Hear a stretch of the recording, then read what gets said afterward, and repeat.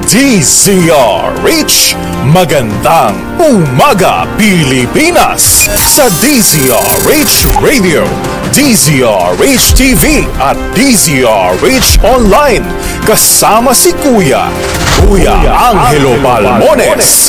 Magandang umaga Pilipinas! Biyernes na tayo ngayon. Uy, at 13. Friday the 13th ng December 2024. Bilis talaga ng panahon, no? Mga ninong, kamusta na kayo?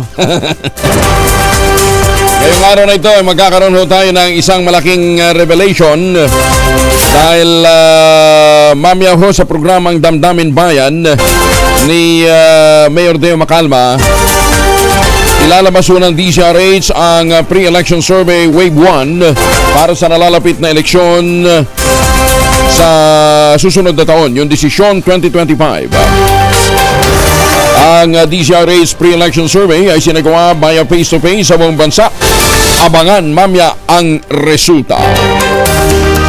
Sa ulo ng ating mga balita, Senado ay pinagtanggol ang pagbibigay ng zero budget sa PhilHealth. Payapang paglutas sa isyu ng West Philippine Sea, pinaninindigan ng Pangulong BBM. Dating hepe ng Mandaluyong Police, pinakontempt ng House Quad Committee. Halos 13 milyong pisong halaga ng illegal drugs na harang naman ng Bureau of Customs sa Pasay City Post Office. DNR nagbabala sa kalidad ng hangin sa Negros kasunod naman ang pagsabog ng Mount Canlaon. Bagong bagyo posibleng pumasok sa bansa isang linggo bago ang Pasko. Tatlong weather systems naman ang makakaapekto sa buong bansa. Bagong balita, bagong impormasyon, kasama si Kuya Angelo Balmones. Magandang umaga Pilipinas! Kasama natin ang buong radyo natin FM nationwide, ang ating action radio station sa Luzon, Visayas at Mindanao. 91.7 BNFM Radio sa Cebu at 94.3 FM sa Jansan. Naritali ng mga balita, isang potential na bagyo ang posibleng pumasok sa Philippine Area of Responsibility isang linggo bago ang Pasko. Kabagtayan ng Pag-asa, kung mananatili ang lakas at galaw, maaaring sa pagitan ng December 16 hanggang 22. Papasok na ng power line. Ang naturang sama ng panahon tatawagin sa pangalang Kerubin. Ayon sa Pag-asa, ito ay may low to moderate na tsansang mabuo bilang isang tropical cyclone at kung sakaling lumakas pa, makakapekto sa eastern portion ng Mindanao, Visayas at southern Luzon. Samantala, malaking bahagi rin ng bansa ang uulanin, epekto naman ng northeast monsoon o amihan, shear line at intertropical convergence zone. Apektado ng shear line ang mga lalawigan ng Aurora, Quezon, Camarines Norte, Camarines Sur, ang Catanduanes, habang ITCC naman ang makakaapekto sa Mindanao, Central Visayas, Palawan, Negros Oriental, Leyte at Southern Leyte. Asahan ng malamig na panahon na may kasamang kalat-kalat ng mga pag-ulan sa mga lalawigan ng Cagayan Valley, Apayao, Kalinga, Mountain Province at Ifugao. Asahan ng mas matatagal na gabi ngayong pong Disyembre hanggang Pebrero ng susunod na taon dahil naman sa winter solstice. Ayon sa Pag-asa, mararanasan ang pinakamaikling araw at pinakamahabang gabi sa December 21 sa Northern Hemisphere. Ito'y kapag naabot ng araw ang southernmost portion ng langit. Kinokonsidera naman ng mga astronomers bilang pagsisimula na ng winter season sa Northern Hemisphere at summer season naman sa Southern Hemisphere ang pagsisimula ng winter solstice. 6 na minuto na makalipas sa alas 4 ng umaga, binigyan din ng Pangulong Bongbong Marcos ang kahalagahan ng mapayapang pagtugon sa usapin sa West Philippine Sea. Sa mensahe ng Pangulo sa Second Joint National Peace and Order Council Regional Peace and Order Council Meeting, kinanap ito sa Campo Crame, pinunto pa ng Pangulo, hindi magsasagawa ang Pilipinas ng mga hakbang na hindi nagtataguyod ng kapayapaan. Kasunod ito ng pahayag ng Presidente na hindi na magde-deploy ng Navy warship ang Pilipinas sa West Philippine Sea sa kabila ng panibago na namang pangharas ng China sa mga barko naman ng Pilipinas. Nagbabala ng direkta ang Pangulong Bongbong Marcos para sa territorial at internal defense operations ng bansa. Ayon kay PNP spokesperson Brigadier General Jean Pajardo, partikular na pinatututok na ng Presidente ang issue ng West Philippine Sea at ang crackdown sa mga iligal na pogo. Pero sa kabila nito, inatasan din ng Pangulong BBM ang militar at iba pang security sector. Iwasang gumawa ng aksyong ikatitindi pa ng tensyon sa West Philippine Sea. Sinabi ni Pajardo na diplomasya at mapayapang paraan pa rin ang nais na hakbang ng Presidente para resolbahin ang problema sa karagatan. Maliban po sa PNP, meron din po military personnel na umaten po kanina, including no less than the Chief of Staff of the Armed Forces of the Philippines and yung kanyang mga commanding officers po ng kanilang triad bureau po. At ang sabi ng ating Presidente is we should refrain from provocative stance doon po sa West Philippine Sea so as not to escalate po yung tension sa West Philippine Sea po. Samantala, pinatitindi din ng Pangulong Marcos sa PNP ang pressure laban naman sa iligal na mga pogo sa harap ng deadline sa ban na ipaiiralin sa katapusan ng taon. Posible kasing magbagong bihis lamang ang pogo at magtago bilang maliliit na internet gaming licenses na mag-ooperate sa mga call center o bilang call center at mag-ooperate sa mga subdivision at mga komunidad. Yung deadline is fast approaching, so there is a tendency na mag-break into small groups itong mga illegal pong operators na makikita natin yan doon sa mga gated subdivisions, sa mga small communities. Mag-rent sila ng mga magkakatabing apartment at nandun lang. So pinababantayan ng ating Presidente yan, of course with the help ng mga LGUs. Inatasan naman ng Pangulong Bongbong Marcos ang PAGCOR, ang PAOK, ang PNP at CIDG pagtingin operasyon laban sa mga iligal na pogo at mga IGL o Integrated Gaming Licensee sa bansa. Ito ang pahayag ng Presidente sa Second Joint National Peace and Order Council Regional Peace and Order Council meeting sa Campo Crame. Iginit ng Presidente, kanselado na ang lahat ng lisensya ng mga pogo at IGL sa buong bansa at hindi kailanman papayagang mamerwisyo pa ang mga ito. Babala ng Pangulo ang sino mang magtatangka na magsagawa pa rin ng operasyon ay haharap sa buong puwersa ng batas. Pinanindigan ng Senado, partikular ni Senate President Jesus Cunero, ang pagtatanggal sa subsidiya ng Philippine Health Insurance Corporation o PhilHealth para sa 2025. Kapanayam ng DCRH 2x2 at ng radyo natin, ikinatuwiran ni Escudero, meron pa namang 600 billion pesos na reserve fund ang hensya na maaaring gamitin sa susunod na taon. Hindi naman daw ginagastos o pinamamahagi sa mga miyembro nito ang pondo, kaya't hindi na nararapat pambigyan ng karagdagang pondo ang PhilHealth. Binawasan ng Department of Finance yung sobrang pondo ng PhilHealth na hindi naman nila ginagastos na nagkakahalagang 500 billion na nung panahong yun. Binawasan ng 90 bilyones, pinigilan ng Supreme Court ang 39 billion, kung hindi ako nagkakamali. So bumaba lamang ng 440 billion yung pondo ng PhilHealth.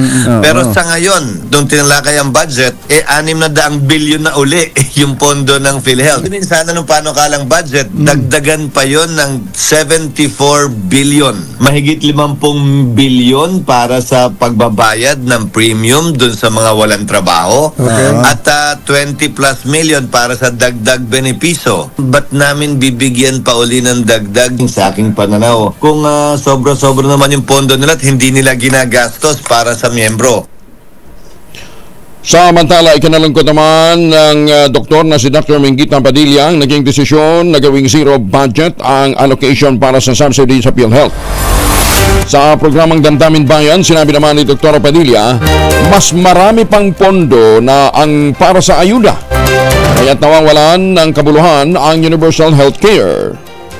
Ang tagal-tagal na, ako isa sa mga talang bumabati ko sa PhilHealth. Yung sinabi nyo, yung execom, yung mga ano nangyayari sa pondo, etc. etc. Pero, ang solusyon dyan, Leo, ay hindi tanggalan ng pondo yung mga mahihirap, yung mga senior, yung mga disabled, no? These people with disabilities. Ang solusyon mo doon ay tanggalin yung mga sindikato sa loob. Yun ang solusyon. Pero ang ginawa nila, lamang sa batas. Bakit? Meron tayong sin tax law. Matatandaan na mula sa 74 billion, binawasan ito ng Senado at naging 64 billion pesos na lang amang at naging zero naman matapos na dumaan sa BICAM ang pondo ng PhilHealth. Delikado ang desisyon na zero subsidy para sa PhilHealth dahil sa malaki pa ang inaasahang reimbursement claim ng private hospitals mula sa PhilHealth. Ayon kay Dr. Jose Rene de Grano, ang Pangulo ng Private Hospital Association of the Philippines, may higit 4 billion pa ang utang na hinahabol mula 2019 hanggang 2023 mula sa PhilHealth at hindi pa nababayaran sa iba't ibang dahilan.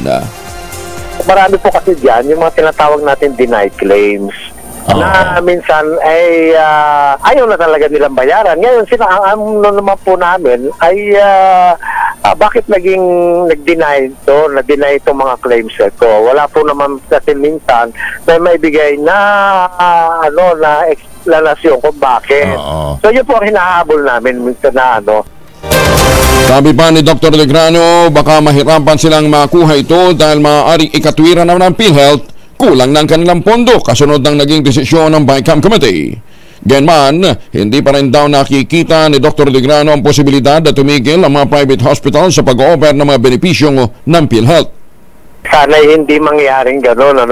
Yan po ang ini-expect namin na baka tuloy, ang sasabihin nila kaya namin hindi kayo mabigyan ng ganyan, kaya namin hindi ma-increase ang inyong benefits na pinaplano namin na ma-increase ang benefits ay dahil sa kami ay binifan.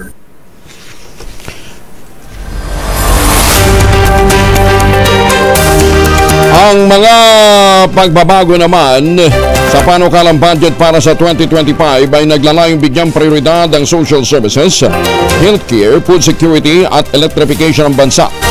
Ito naman ang paliwanag ng House Committee on Appropriations Chair na si Elizaldo Co na ako Bicol Paltrisa. Ayon kay Co, ang pagbabagong ginawa ng Bicameral Conference Committee ay naglalayong mabigyan ng pangmatagalang solusyon ng mga problema ng bansa at matiyak na tama ang paggasto sa pondo ng bayan. Ang paliwanag ni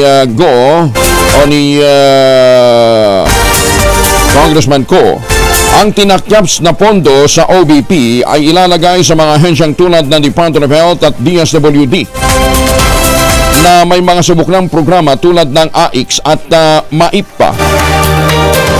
Ayon pa kay Ko, ang mga programa ng OBP gaya ng financial at burial assistance ay ginagawa naman ng iba pang mga ahensya at duplication lamang ito sa mga programa ng ibang national agency. Samantala, meron naman inilaan na 26 billion para naman sa ayuda para sa Kapusang Kita Program o AKAP at sinuportahan ito ng mga senador. Pinondohan din naman ang pagtataas ng daily subsistence allowance sa mga sundalo na magiging 350 mula 150 pesos o ang kabuuan ay 10,500 pesos kada buwan. Ang pagtataas ng subsistence allowance ay alinsunod sa atas naman ng Pangulong Bongbong Marcos. Samantala, may paalala ho tayo, last day ngayon para sa pagre-register ng online campaign platforms. December 15 naman, linggo deadline ang filing ng request for accreditation as reviewer of local source code review. Yan na, para nagkakaliwanagan ho tayo. Mag-showbiz nga muna tayo. Uy, si Senator Lito Lapid, ikinatuwa daw po ang pagdedeklara sa Pampanga bilang culinary capital of the Philippines. Detalye ng balita mula kay Morley Alinio. Morley, good morning. Gising na ang showbiz! Rampa na Pilipinas! Good morning, Kuya Angel! Tawanan, biruan, tuksuhan at halakakan ang bumuo sa Christmas party na ibinigay ni Senator Lito Lapid sa Movie Press. Ang isa sa mga good news na napag-usapan ay kumpirmadong naibatas na ang Pampanga ay kinikilala bilang culinary capital of the Philippines. Tunay na hindi maikakaila, hindi rin maitatanggi na ang masasarap na pagkain sa totoo lang ay galing sa Pampanga. Kilala ang mga Kapampangan bilang mahuhusay magluto ng iba't ibang putahe.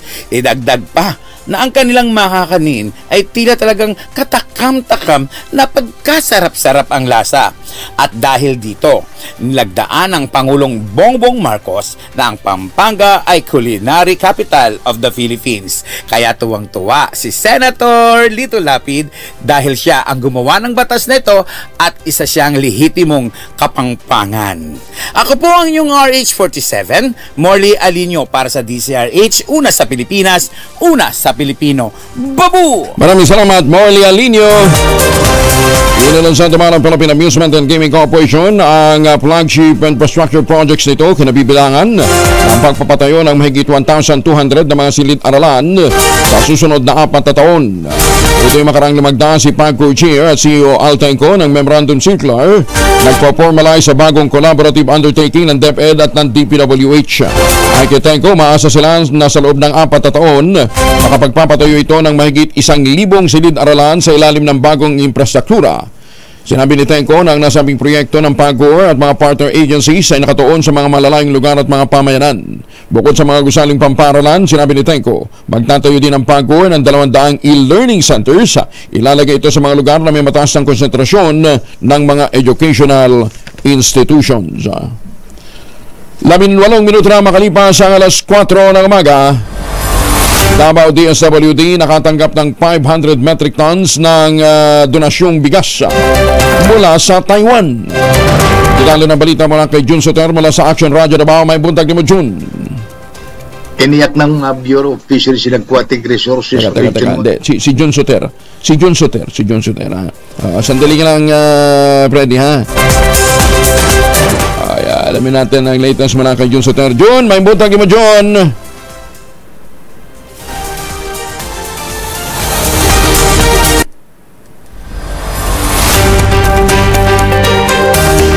Nagluloko na naman yung mga linya natin. Oy mga misis, amoy araw ba si Mr. Pag-uwi galing ng trabaho abay dalian sa germ sa katawan nila para labanan ang amoy araw at amoy pawis gumamit ng Shield Bath Soap regularly. Unbeatable ang Shield sa paglaban sa germs versus another brand by Shea Butter. Pampalambot ang kutis sa presyong abot kaya 12.50 SRP. Kaya naman recommended ito ng Philippine Nurses Association. Kaya mga misis ay challenge you. Subukan ng Shield Bath Soap, galit sa sakit may malasakit. Sulit na sulit. Ayan. Ay, magandang umaga kay Dr. Kim Tan dyan po sa Lucena. Nami-miss ka na daw ho ng iyong mga kadistribo dyan, Dr. Kim Tan, ha? How are you today? Alas 4:20 ang oras sa buong Kapuluan.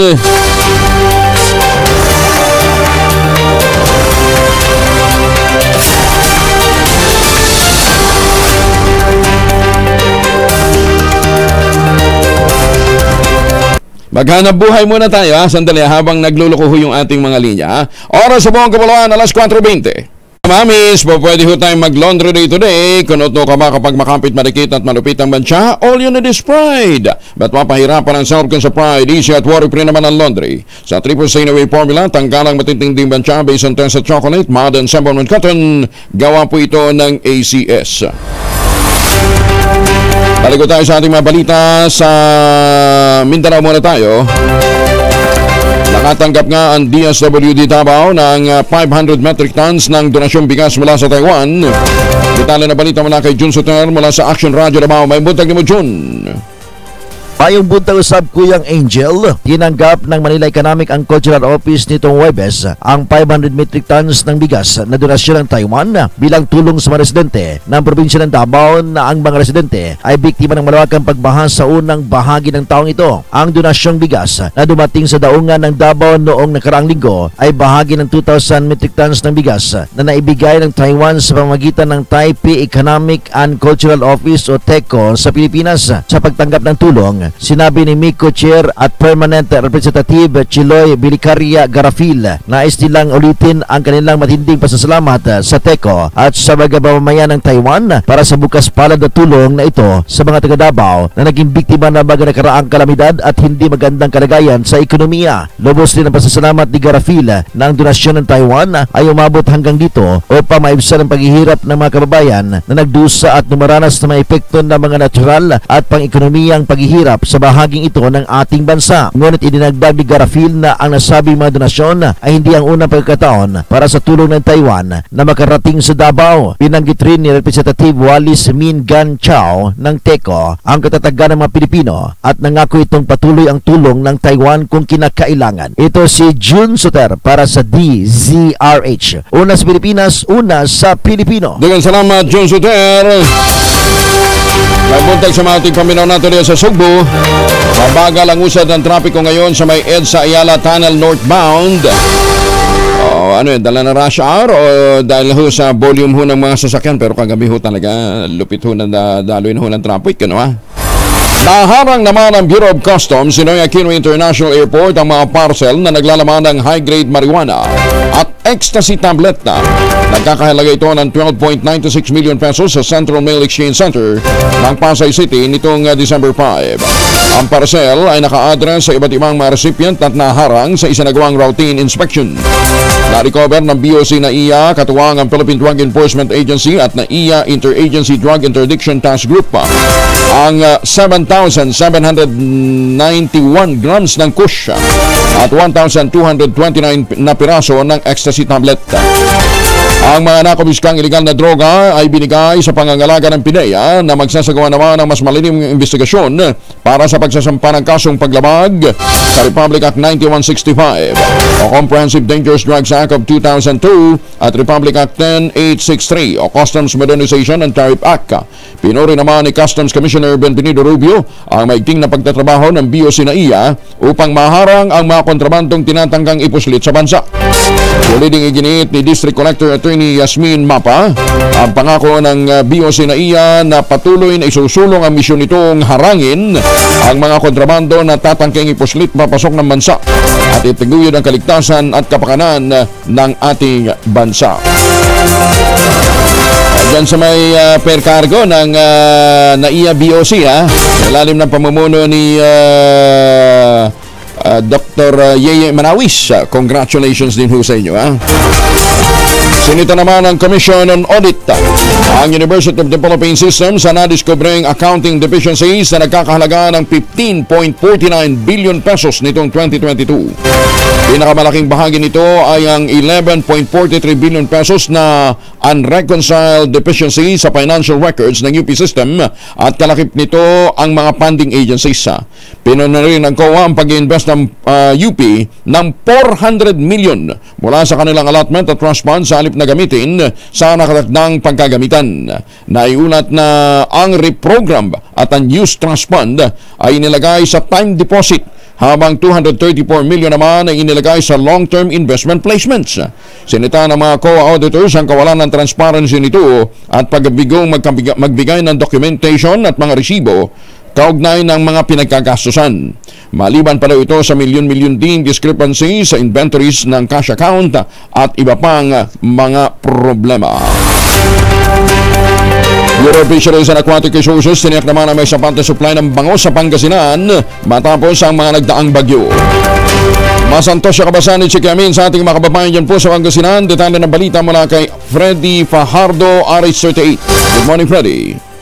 Tiniyak ng Bureau of Fisheries and Aquatic Resources Region 1 o BFAR-1 ang sapat na supply ng bangus sa Pangasinan sa kabila ng mga nagdaang mapaminsalang mga bagyo nitong nakaraang buwan. Taliwas ito sa mga ulat na kakulangan ng supply ng bangus sa lungsod ng Dagupan na dahilan ng pagtaas ng presyo nito. Ayon kay BFAR-1 Director Rosario Segundina Gailan na ang pagtaas ng supply ng bangus ay nagpapakita ng balansing merkado at hindi kakulangan ng supply o mas tamang sabihin na niya na dumami ang buyer. Paliwanag ni Gerla na kapag bumagsak naman ang presyo ng bangus sa merkado, naghahanap naman ang mga bangus grower ng ibang market na pagbabagsakan nito. Nitong ikatlong quarter ng 2024, ang produksyon ng bangus sa lalawigan ng Pangasinan ay nasa 73,533 metric tons, dalawang beses pa sa 27,000 metric tons sa magkaparehong panahon noong 2023 base sa datos ng Philippine Statistics Authority o PSA. At dahil na rin sa mabilis sa pagbawi ng mga producers sa tulong na ginawa ng pamahalaan na tulad ng pagbili ng mga fingerlings sa alternative market at trade fairs, tiniyak din ng BFAR-1 ang patuloy na suporta sa industriya ng bangusan lalo na sa mga small players dito sa Pangasinan. Ito si Freddy Pardo Aristartita, nag-uulat para sa DCRH, una sa Pilipinas. Maraming salamat, Freddy. Duda naman si Senator Amy Marcos sa sustainability ng ibinibentang 40 pesos per kilong bigas ng Department of Agriculture sa mga piling palengke dito lamang sa Metro Manila. Ayon sa kapatid ho ng Pangulo, si Senator Amy, nakailang anunsyo ng DA na ibababa ang presyo ng bigas sa mga kadiwa kuno, pero pop-up store lang naman pala. Matatandaan pinabubuhay niya ang NFA KTI Kadiwa System na pinasinimula ng kanyang amang si dating Pangulong Ferdinand Marcos Sr. kung saan permanente ang bentahan ng murang lokal na agricultural produce sa mga palengke kasama ang bigas. Kung tutusin, sinabi ni Senator Marcos na maaari naman gawin ito maski libre pang bigas sa publiko kung isa-subsidize ang pamahalaan. Pero aminadong unsustainable din ito dahil sa limitadong pondo. Nagtataka naman si Senator Amy sa pagpapalit na naman ng taon pero nananatiling mahal pa rin ang presyo ng pangunahing butil sa kabila ng ibinagsak na 15% na taripa at 41 hanggang 45 pesos na price cap na ipinatutupad ng gobyerno noong isang taon. Muling iginiit ni Senator Amy na walang saysay ang Executive Order No. 62 na nagpapababa sa taripa ng bigas dahil sa kasabay naman ang implementasyon nito, sinamantala rin ng Thailand, Vietnam at ng India ang pagtataas ng presyo ng inaangkat na bigas ng Pilipinas. Sinabi pa ni Senator Marcos, panahon ng tutukan ng gobyerno ang pangmatagalang solusyon sa sirit presyo ng butil, kabilang ang pagpapalakas sa lokal na produksyon at pagsuporta sa mga magbubukid. At para ho sa mga may importanteng lakad ngayong araw na ito, huwag kalimutan magbaon ng proteksyon laban po sa mikrobyo. Dalawang formulation ng family alcohol na pwede natin pagpilian, yung family 70% isopropyl alcohol, especially prepared for clinics, hospital, pharmacies, laboratories, pero okay na okay din po yan sa mga households. Very effective sa disinfection at sterilization. Ganyan ang bagsik ng family 70% isopropyl alcohol. Yun namang mabangong family rubbing compound approval cologne. Yun yung mabangong isopropyl alcohol na ginagamit po ng mga masahista, mga barbero, mga doktor, mga nurse, mga kumadrona for sponge bathing and other cleansing purposes. Ang family alcohol, maghapon man ninyong gamitin, no problem. Hindi po mananuyo yung makamay dahil meron po itong moisturizer. Family rubbing alcohol, hindi lang pampamilya, pang-sports pa. Available sa lahat ng mga butika at mga convenience stores nationwide. Ayun, may nangyari palang aksidente at umuko pa ng isang lane dito po sa may EDSA Ayala Tunnel northbound. Shabu na may halagang 6.7 million na kumpiska naman sa General Santos City. Mag-asawang Pilipino-Chinese arestado. Detalye na balita mula kay Jun Di Makota, Aris 19. Assalamualaikum, Jun. Alaikum assalam, Kuyang Angel. 6.7 million pesos halaga ng shabu na tumitimbang ng 990 grams ang nakumpiska sa General Santos City sa isnagawang disinsanay paghahain lamang ng warrant of arrest ng Police Station 2 laban sa isang 43-year-old na negosyante na wanted sa kasong paglabag sa RA 9165. Batay sa impormasyon mula sa General Santos City Police Office, wala umano sa hinagap nila na madiskubre ang bulto ng shabu sa loob ng sasakyan ng suspect. Ang tanging operation lamang umano nila ay ang mahuli ang wanted na suspect sa bisa ng warrant of arrest. Nabatid na sakay ng Mitsubishi Estrada ang suspect kasama ang kanyang asawa nang maharang ng Gensan Police at dito tumambad sa kapulisan ang shabu na nakabalot sa transparent plastic kasama ang isang airsoft rifle replica with magazine, 4 na weathered glass tooters, 140 glass tubes, 2 keypad phones at wallet na may lamang 1,500 pesos. Ang asawa na negosyanteng isang 44-year-old housewife ay kasamang nakakulong sa Police Station 2 ng GCPO. Ang mag-asawang Filipino-Chinese nationals ay naharap sa patong-patong na kaso bilang paglabag sa RA 9165 o itong Comprehensive Dangerous Drugs Act of 2002 at RA 10591 itong Comprehensive Firearms and Ammunition Regulation Act. Mula sa Central Mindanao, RH19, June Di Makutak, DZRH, una sa Pilipinas, una sa Pilipino. Magandang umaga, Pilipinas! Sukran John, maraming salamat at doon ho sa mga kababayan nating pauwi ng Pilipinas. Huwag ho kalimutan, magbaon ho, magpasalubong na lang ho tayo ng tangerine chocolate. Huwag na ho imported na tsokolate. Ang tangerine chocolate po ay brand. Produkto po ito ng mga magniniyog dyan po sa lalawigan ng Quezon. Sa tulong po ni Dr. Helen Tan, yung po mga planting material ng kakao galing Davao, hinakot po yan para maitanim sa ilalim po ng mga nyugan. Kaya ngayon, nagpo-produce ho sila ng tikalidad na cacao beans, pinaprocess para maging tangerine chocolate. Available sa 0919-095-5935. May mahigit 10 variants po ang tangerine chocolate. Pwede nyo i-verify sa tangerinechocolate.ph.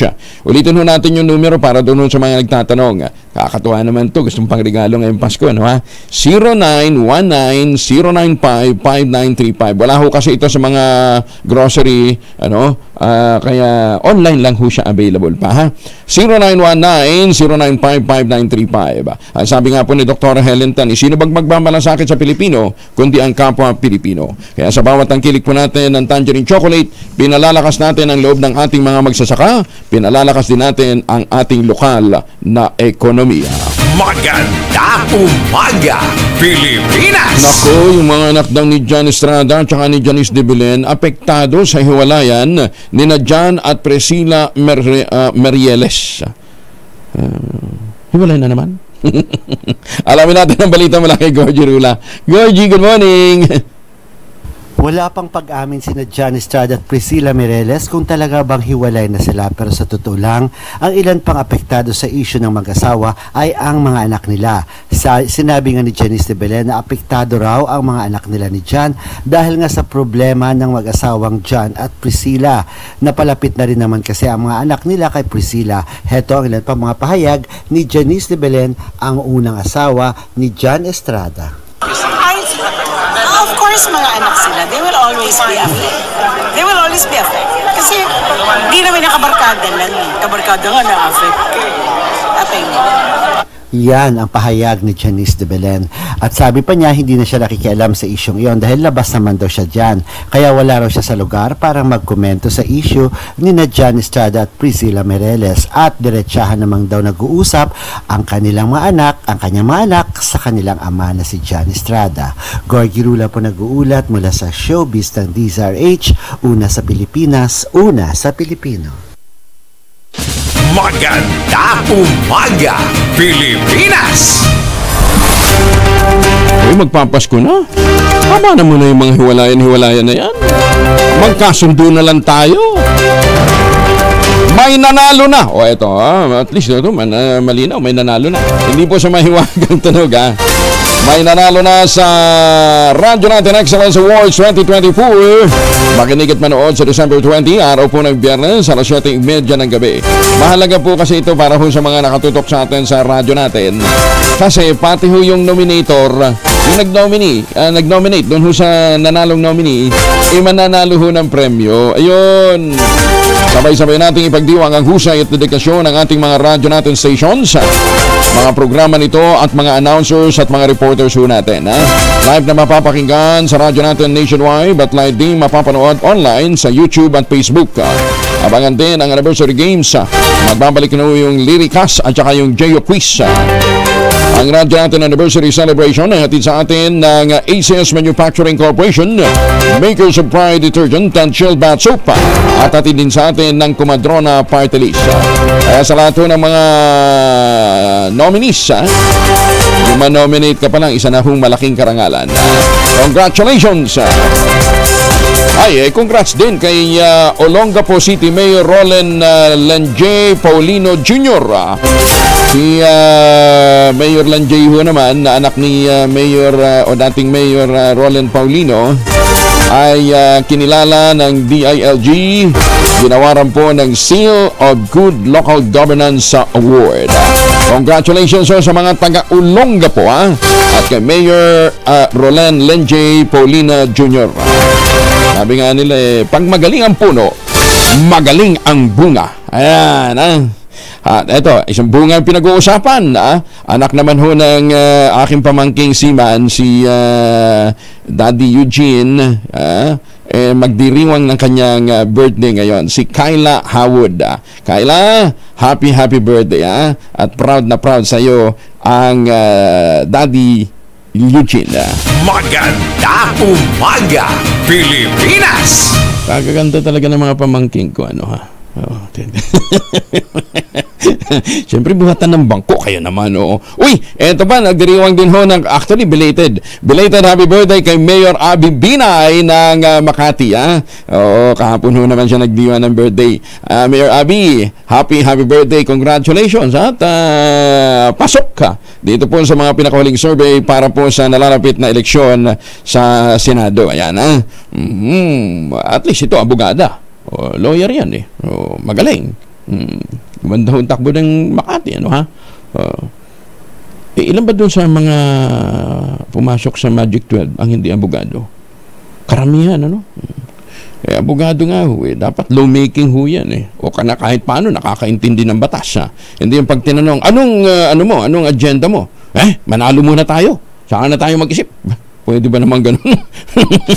Maganda umaga, Pilipinas! Ito pa, belated happy birthday din kay Ma'am Noemi Talinio, ang magandang may bahay po naman ni Mayor Roger Talinio ng Carmen, dyan po sa lalawigan ng North Cotabato. Ito po ang magandang nanay ni Governor Lala Mendoza. Ayan, Ma'am Noemi Talinio, happy birthday. Samantala, ito, baka makalimutan ko. Baka kayo ho ay mabola nitong J&JC Autolodor Seats Corporation ng Marilao, Bulacan. Nasa sa inyo ho. Gusto nyo mong masira ang inyong araw? Tawagan nyo ho sila at magpagawa ho kayo ng inyong mga sasakyan dyan.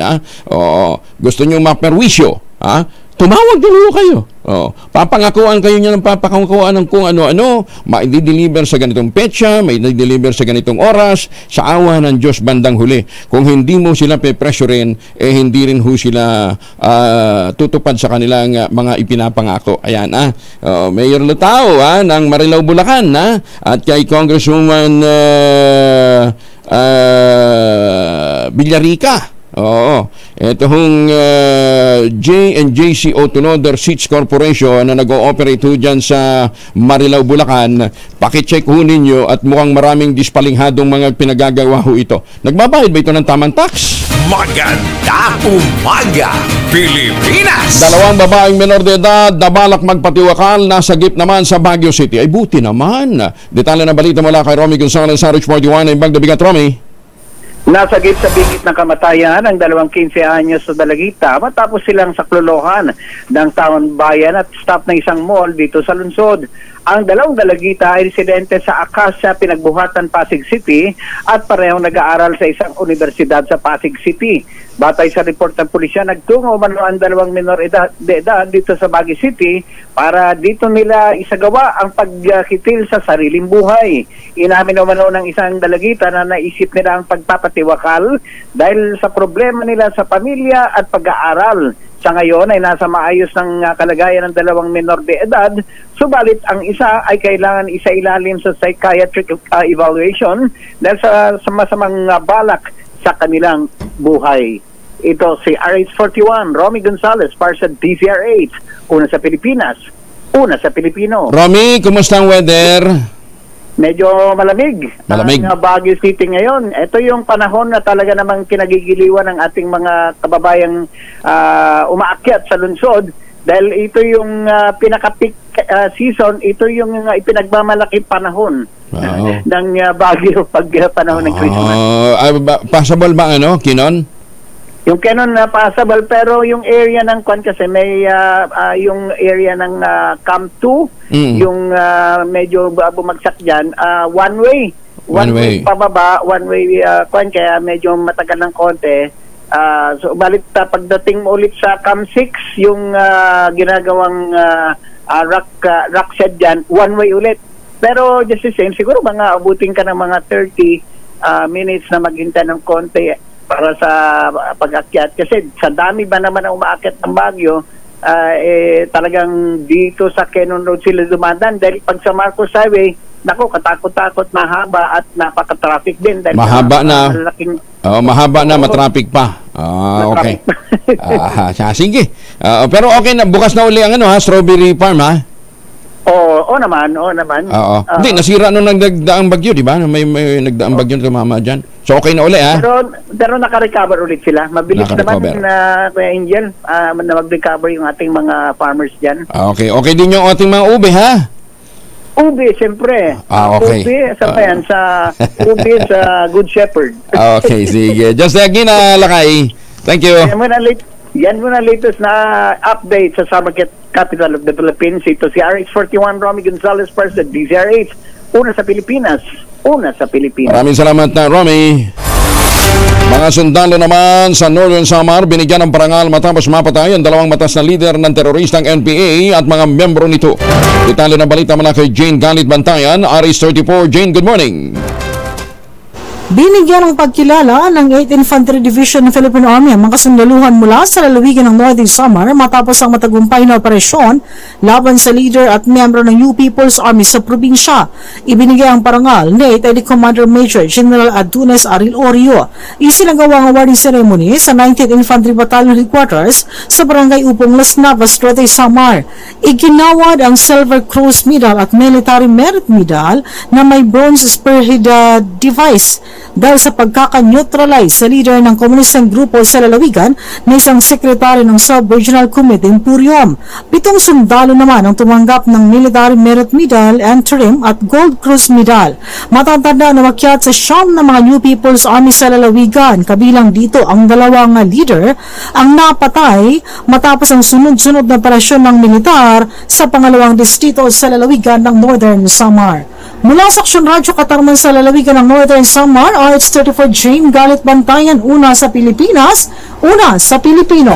Salamat, Jane. Magandang umaga din sa mga katubig Northern Samar. At belated happy birthday kay Rene Perido, nakabase ho dyan sa Japan, Ohio gozaimasu, ha? Birthday daw niya kahapon. Di batiin ho natin, ano? Sige, kain ka ng maraming, sashimi. Yeah. At magandang umaga sa mga suki natin dyan sa Hayward, California. Ay, wag din natin kalimutan, batiin ho natin ang ating Midnight Singers na puspusan pa rin ho ang paghahanda para naman sa kanila nagpapatuloy na roadshow. Ano ba?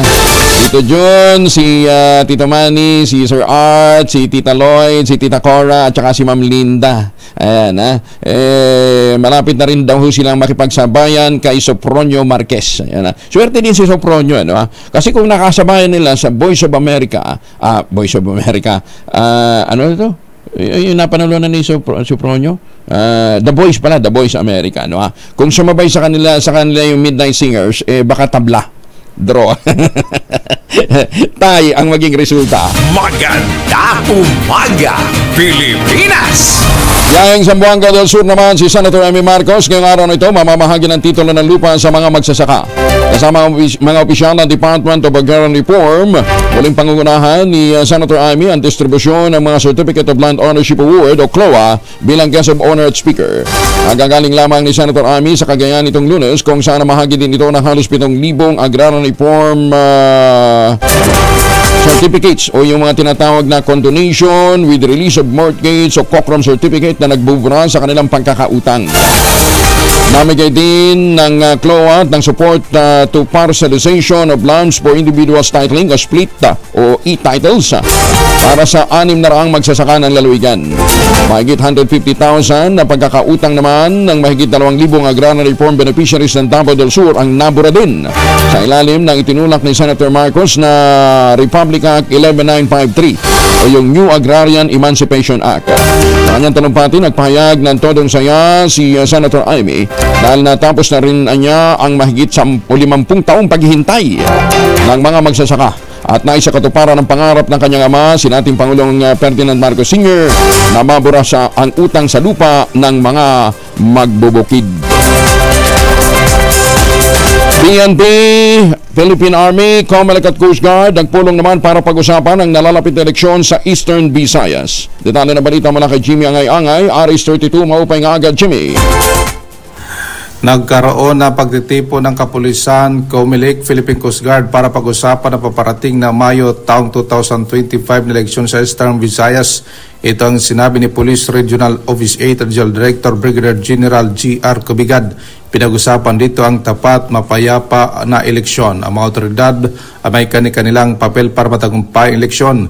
Isinagawang Regional Joint Security Control Center sa Police Regional Office. Dinaluhan ni na Attorney Remilina Tabuang, Regional Election Director ng COMELEC. Brigadier General Leonard Lilina, Commander ng 801st Brigade ng Philippine Army. Lieutenant Noelito Palacio, Chief of Staff ng Coast Guard sa Eastern Visayas. Presente rin ang mga City Provincial Director, Chief of Police, mga election officer ng COMELEC mula sa mga syudad, probinsya sa buong Eastern Visayas.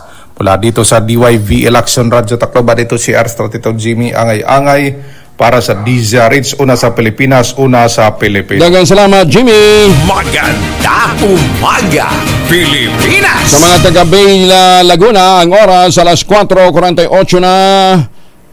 Oras na para tayo mag-ultabayo. Pero sabi ho ng mga dalubhasa, anytime, actually 1 hour before sleeping, dalawang kapsula ho ng ultabayo para mas ma-achieve natin yung mga benefits. Ano ba ang ultabayo?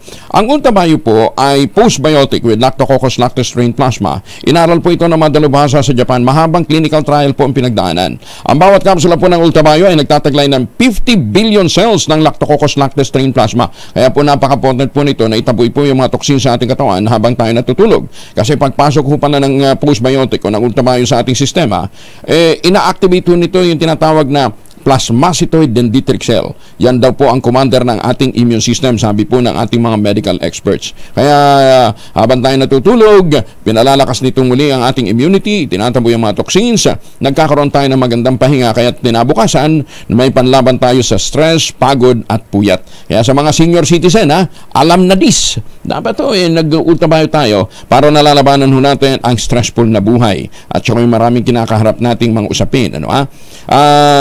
Available po ito sa Lazada at Shopee. Siguraduhin lamang galing po ito sa Theoxis Ventures. Kung meron pa po kayong mga concerns, mag-text lamang po sa 0917-110-6580. Kahit yung mga kababayan natin dyan sa abroad po, pwede po kayong mag-text.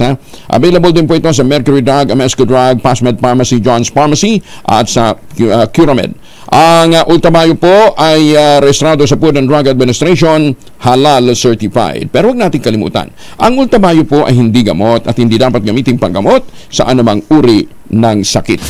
Maganda umaga, Pilipinas! Ito muna, mamigay muna tayo ng pira kasi 3,000 na ang naghihintay na pera na premyo sa ating mahiwagang tunog. Mahiwagang tunog!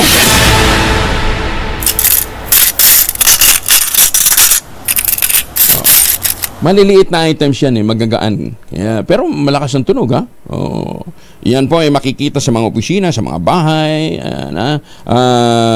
Basta madalas nakikita ito at nagagamit ho lagi ng ating mga estudyante. At mga nag-uupisina. Klaro ha.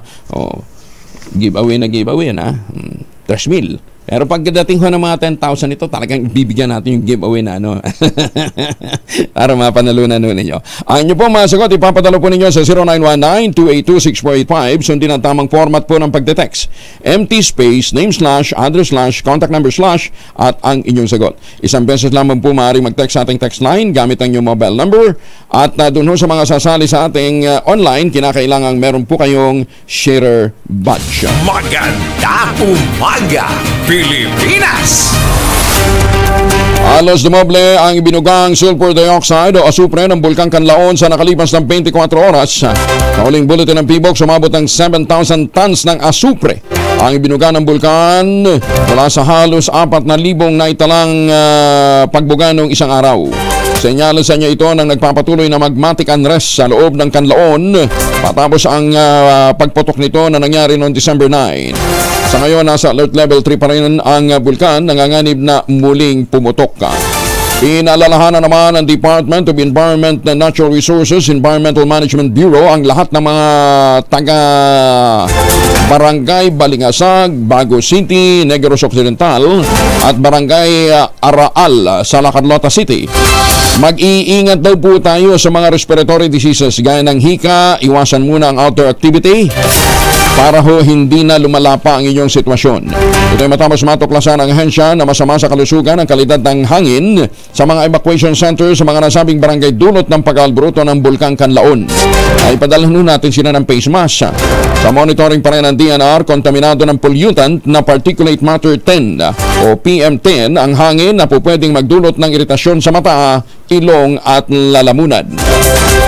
Ipinahayag naman ng DSWD, handa silang tumulong sakaling tumagal pa ang pag-albruto ng Bulkang Kanlaon.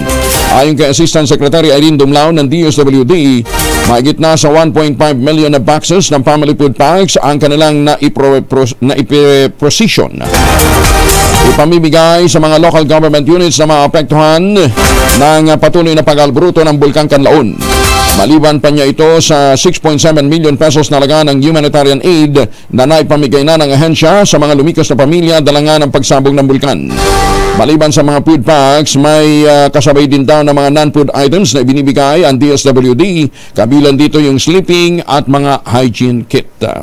Samantala, 3 suspect naman arestado sa bus operation sa Limay, Bataan. Detalye na balita mula kay Danny Comilang, RH37. Danny, good morning. Arestado sa ikinasang drug bus operation ang 3 drug suspect na naaresto ang mga ito sa St. Francis to Limay, Bataan alas 2:35 na madaling araw. Sa ulat ni Limay Chief Police Major Mantay Galman kay Bataan Provincial Director Colonel Permetria, ang mga nadakip ng kanyang mga tauhan ay kinilala na sina alias Joseph, 44 anyos, na bagong laya sa kulungan sa kaso ding droga na residente ng Barangay Layak, Dinalupihan. Alias Rick, 27 anyos, residente ng Barangay Pagalanggang, Dinalupihan, at alias Jeffrey, 41 anyos, na residente naman ito ng Barangay Townsite, Limay, Bataan. Nakumpiska sa kanila ang ilang pakete ng shabu na tumitimbang ito sa 37 gramo na nagkakalaga ito sa 251,600 pesos. Ang mga nadakip ay nakakulong na sa Limay Detention Facility at naharap sila sa kasong paglabag sa RA 9165 Comprehensive Dangerous Drug Act of 2002. Danny Kumilang, RH37, DCRH, una sa Pilipinas, una sa Pilipino.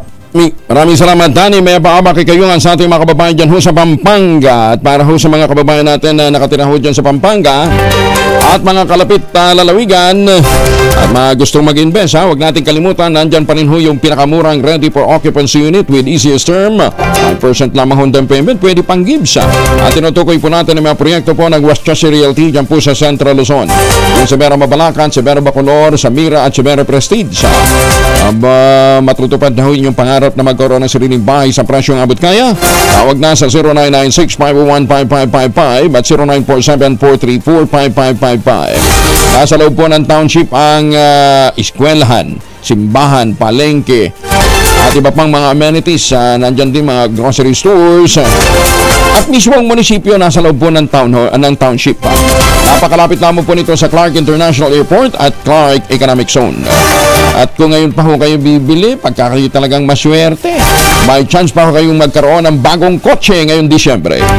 Plus, matik, pagka kayo'y bumili, meron ho kayong matatanggap kaagad na Royal Noche Buena items. Kaya sa Pasko, bago ng bahay mo, bagong chikot mo, aba, libre pa ang Noche Buena mo. Alas 4:46, alas 4:56 ang oras sa buong Kapuluan. Kasama na natin si Dr. Tonto Bacolcol ng PBOX. Doc, kumusta ho si Kanlaon? Yes, sir. Good morning. Ang Kanlaon Volcano ay nasa alert level 3 pa rin. And for the past 24 hours, meaning 12 a.m. Kahapon to 12 a.m. kanina, nakapagtala tayo ng 7 volcanic earthquakes. And yung sulfur dioxide nasa 3,999 tons per day. Medyo, yes, bumaba kaysa noong December 11. December 11, nasa 7,019 tons per day na yung na-measure natin. Oh, pero mataas pa rin. Mataas pa rin yun. Yes, mataas rin kasi yung kapag nasa alert level 0 yung Kanlaon Volcano, less than 300 tons per day yung binubuga nito. So this is 10 times higher than the normal yung at the background level. Tapos hanggang saan nakakaabot yung asupre nito? Wala tayong reported na asupre, wala mga nag-report na may masinsang na amoy. Wala. Hindi, pero yung yung ash, yung tawag dito, May binabanggit kanina eh. Ano yun? Yung abo na... abo, oo. Yung abo nung December 9? Yes. Umabot po ito ng Antique. That's medyo malayo-layo. That's MP10. Ayun. Yung MP10, hanggang saan umaabot? Saan po yung? Yung MP10. Yung mga hangin, yung ano to, yung ash na kontaminado ng pollutant particulate matter 10. Hanggang saan siya nakakaabot? Yan, ang report sa atin is yung ash na binuga nung December 9, nasa umabot siya ng Antique. Hanggang Antique na, ha? Province. Wow. That was during December 9. Pero itong recent, right after the election. Itong recent. Wala na tayong na-report. Wala pa. Okay. Pero ganun pala yun, ano? Hindi naman naulit yung pagsabog ng December 9. Okay. Pero itong mga, magtatagal pa ito, Doc, sa inyong kalkula? Sa tingin natin, kasi nasa alert level 3 tayo, ang classification ng alert level 3, hazardous eruption is possible within weeks. So, kailangan natin bantayan talaga maigi. Although, yun nga, ayaw din naman natin yung mga kababayan sana natin na mag-stay sa evacuation centers sa Pasko. And mag-New Year. So, kaso wala tayong control sa behavior ng vulkan. And we will analyze the data that we'll be getting in the next few days and then see if there is an uptrend or downtrend. And kung may downtrend, then we may lower it to alert level 2. Pero talagang better safe than sorry, kaya sa mga kababayan natin na magpasko sa sa mga evacuation center, ganun ho talaga ang sitwasyon, kaya damayan na lamang ho natin sila. Teka muna, Doc, kumusta na yung ating modernization bill? Yung modernization bill supposed to be ngayon, Luis, tatakal na yung amendment. So, yes, may mga gustong mag-amend doon, pero minor lang naman yung grammar, yung form ng... so ano na lang, sa tawag dito, form na lang, form yung kinukorek. Yes, that's right, yung form. So, just a matter. Pero kaya lang, magbe-break na ho sila next week eh. Kaya pang habulin? Yes, ang kasi... tapos na yung interpolation, isang amendment na lang. Tapos, so, on December, ngayong Monday, yun nga, magkakaroon na ng amendment. So, siguro yung third reading nito, kasi usually, by yata, is 3 days after the amendment, magkakaroon ng third reading. Kung mag-break sila, kaya pa yan, sir. Kaya pa. Ipakiusap na natin kay Senate President Chis Escudero. Di ba? Sana madaliin na ito dahil sa kailangan ho ito ng PBOX. Bagamat nabawasan po ang budget allocation ng DOST, wag naman ho sana nating isakripisyo yung pong kapakanan at buhay at welfare ng ating pong mga frontline scientists ng Pag-asa at saka ng PBOX. Yun ang pinapakiusap natin sa ating mga policy makers. In the meantime, Doc, thank you again for joining us. May bundag. Okay, maraming salamat, sir. Magandang umaga. Si Dr. Teresito Bacolcol, ang direktor po ng PBOX. Magandang umaga, Pilipinas! Si Attorney Ran Mendoza, kasama na rin ho natin ngayon. Attorney Ran, magandang umaga ho sa inyo. Ay, hindi. Via Zoom si Attorney Mendoza. Kasi marami ngayon insomniac. Hindi makatulog ng maayos. Ay, kumusta ka na, Attorney? How are you today? Masaya naman tayo dahil gumising tayo ng healthy at looking forward to our trabaho today. Ayan, okay. Doc, ano bang causes ng insomnia? And kasi ngayon, pabata daw ng pabata ang mga nagkakaroon ng insomnia. May kinalaman ba si Netflix dito? Pwede yan. Ikaw talaga, alam mo talaga yung nagkokos ng mga problema natin ngayon sa mga kabataan. Of course, pwedeng makaapekto dyan ng ating mga streaming devices. Ang insomnia kasi, alam naman natin, common siya na problema sa pagtulog. Ito yung posibleng may problema kang makatulog or panatiling natutulog ka or magkaroon ka ng quality sleep. Ito yung nangyayari na kahit maganda yung environment mo, maganda yung kama mo, maganda yung oras, nahihirapan ka pa rin matulog. Yung tanong natin kung ano ba yung nagkukos ng insomnia, may dalawa po kasing klase ng insomnia. Isang short term, ibig sabihin pang madalian lang or pang maikling panahon. Meron din tayong tinatawag na long term insomnia. Ibig sabihin nito pang matagalan. Iba po yung mga causes niyan. Kung sasabihin po natin ano ba yung mga common causes ng insomnia, depende po yan sa pwede nating risk factors. Ano po ba yung mga pwedeng risk factors? Edad, family history, environment, lifestyle, stress at sex. Pag mas tumatanda tayo sa edad, mas madali tayong mahirapan matulog. Nagkakaroon po talaga yan ng kahirapan sa pagtulog natin, especially sa mga senior natin. May mga tao naman na genetically, nahihirapan talaga silang matulog, namamana din siya.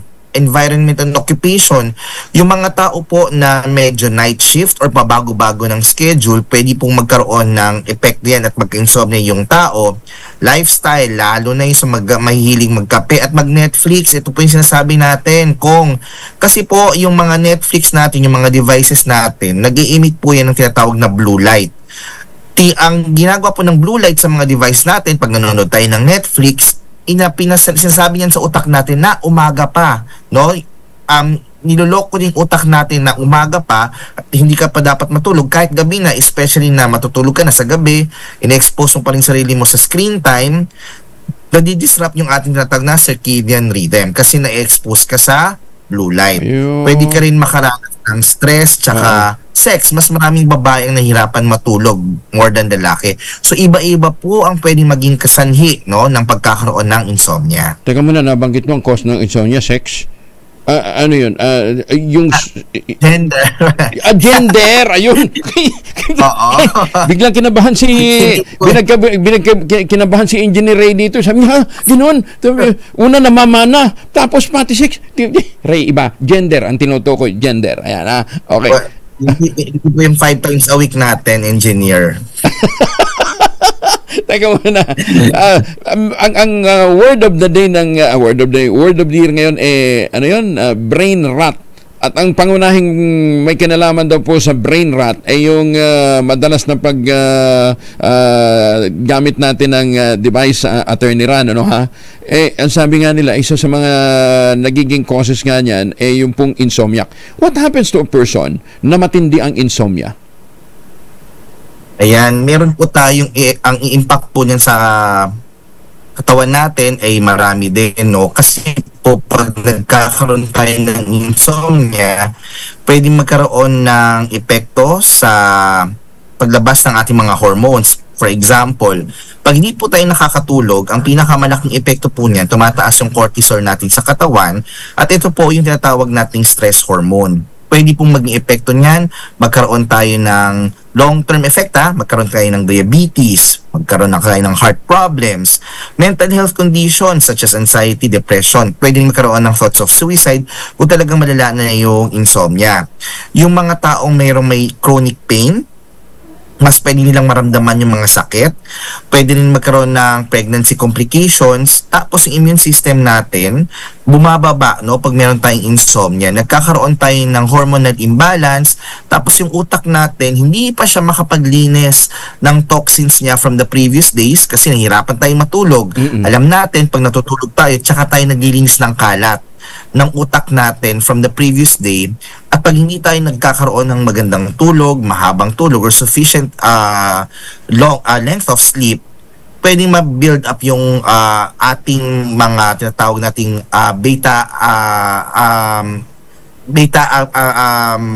beta toxins sa utak natin na magkukos ng Alzheimer's disease. Pwede rin siya maka-contribute sa brain rot. Especially nga, sabi nyo nga, ngayon na tayo, masyado tayong nahuhook sa ating mga cellphones bago matulog, paggising, sa lunch.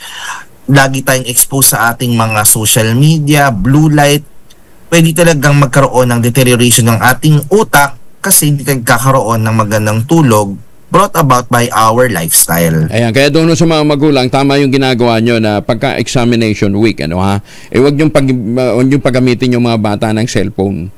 Kahit pa sabihin nyo, kumpiskahin ho ninyo, baling magalit ho sila. Kasi hindi lang ho naman silang mapiperwisyo, kayo din ho mapipermisyo. Bakit? Pag bumagsak ho yan, babayad kayo uli next year. Kaya para masiguro ho ninyo na okay ho yung inyong mga chikiting, huwag nyo muna silang paggagamitin ng cellphone, panandalian lang naman di ba? Yung iba naman kasi masyado ding konsentidor sa kanilang mga supling, sa kanilang mga anak, so huwag masyadong nagbababad sa nagpupuyat dahil nakakaapekto ho yan sa performance ninyo sa araw-araw. Ano ngayon ang kinalaman ng postbiotic, Attorney Ran, para malabanan ang insomnia? Yan, ang gandang tanong yan, Kong, no?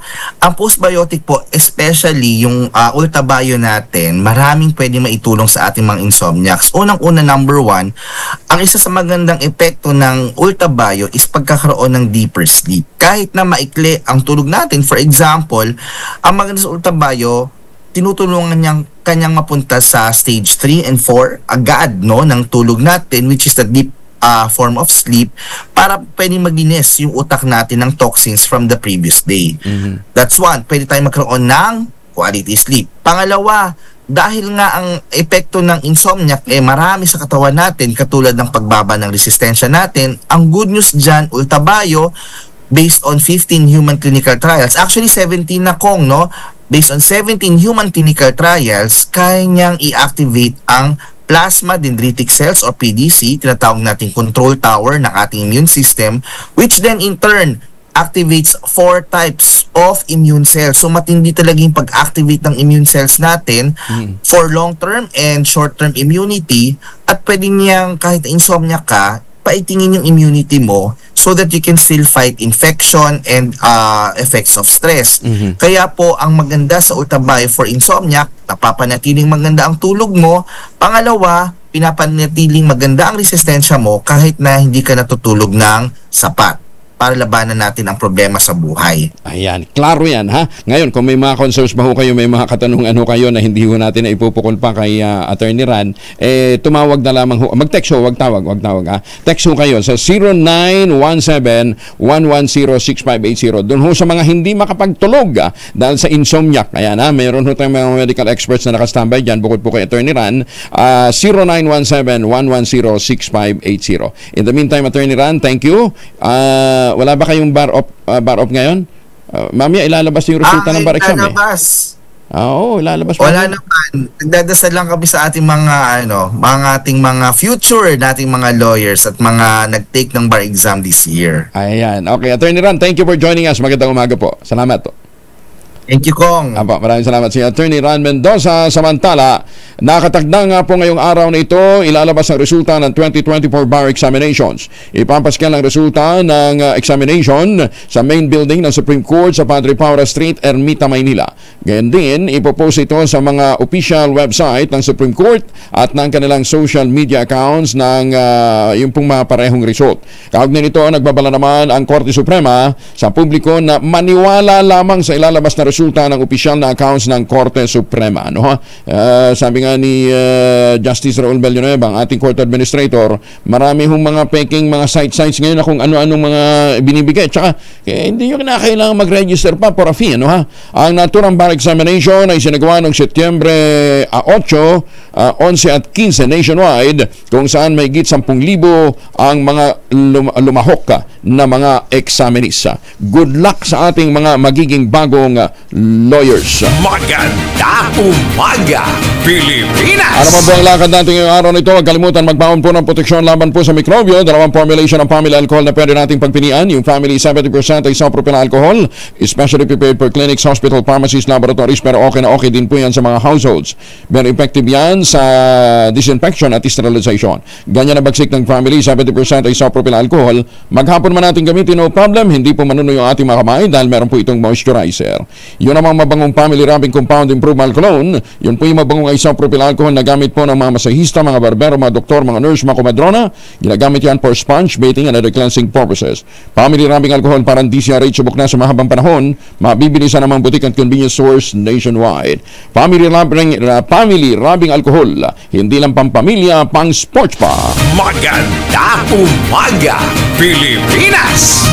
12 minutos makalipas ang alas 5. Kuya Angelo Palmones. Maganda umaga, Pilipinas!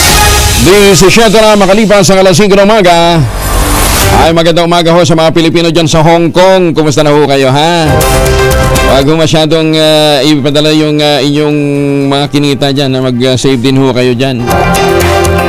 Iba, ubos-ubos biyaya. Pagdating ho ng biyaya, galing ho sa kanilang mga mahal sa buhay na OFW. Huwag ho ganun. At saka mga sima natin, ha? Ingat ho kayo.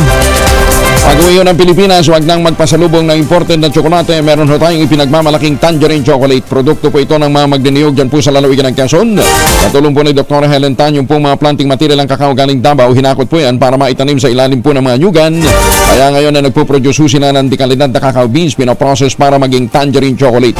Available sa 0919-095-5935. May mahigit 10 variants po ang tangerine chocolate. I-check po ninyo sa tangerinechocolate.ph. Ang sabi nga po ni Dr. Helen Tan, sino bang magmamalasakit sa Pilipino kundi ang kapwa Pilipino? At sa bawat tangkilik po natin ng tangerine chocolate, pinalalakas natin ang loob ng ating mga magsasaka, pinalalakas din ho natin ang ating lokal na ekonomiya. Tangerine chocolate, 100% gawang lokal, but taste and looks global dahil tinulungan din po ito ng DOST at ng Department of Trade and Industry. Tangerine chocolate, aba, napakagandang panregalo po ito sa ating pong mga mahal sa buhay ngayon pong Pasko dahil pinalalakas din ho nito ang loob ng ating mga magsasaka na lalo pang magsumikap pa. Maganda umaga, Pilipinas! 4,000, hindi, 4,000 na. Thursday, Friday na tayo ngayon eh. 4,000. Hindi. Nag-umpisa dyan. Hindi, Tuesday pa na nag-umpisa. Sorry naman. 4,000 ang nag-iintay na premyo sa ating mahiwagang tunog.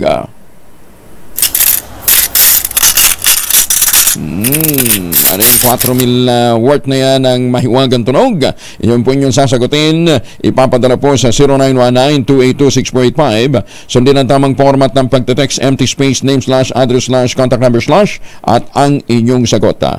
Ang inyong sagot ay isang beses lamang ho ipapadala sa ating text line, ha, gamit ang inyong mobile number. At sa mga sasali naman online, kinakailangan meron po kayong sharer badge. Sa mga nagtatanong, kailangan ba ng smart dishwashing pagka ginamit yung items na binamit? Hindi ho kailangan. Oo. Pang dishes pwede yan. Pagligo, gamit ang shield bath soap. Pero sa mga ginamit natin sa mahiwagang tunog, hindi ho kailangan, ha? Maganda umaga, Pilipinas! At sige, mamalengke nga muna tayo. Nasa Monumento Public Market ngayon si Edwin Duque, RH23. Edwin, good morning. Edwin. Parang mahiwagang tunog yan, Edwin, ha? Edwin. Well, alam mo, hindi pare-pares yung presyo ngayong umaga. Pero kung titignan mo yung pinakamataas sa presyo ng baboy ngayon, nasa 350 na ko yung gel. Pero may mga nagbebenta rito, yung pinaka-puno, pinagkukunan, 300 pesos. Pero sabi niya, bago magpasko ay magiging 320. Pero mababa pa rin yung may gel. Dahil doon sa mga ibang pesto rito, nasa 350 na yung presyo ng karne ng baboy. Yung kasim ay 300, habang ang lempo naman ay 360 hanggang 370. Sa manok ay 210. Yung presyo naman ng mga yung isda ko gel, itong bangus. Yung bangus na maliliit, 140, habang yung bangus sa Bulacan ay 220. Yung bangus sa Pangasinan, nasa 250 yung bawat kilo.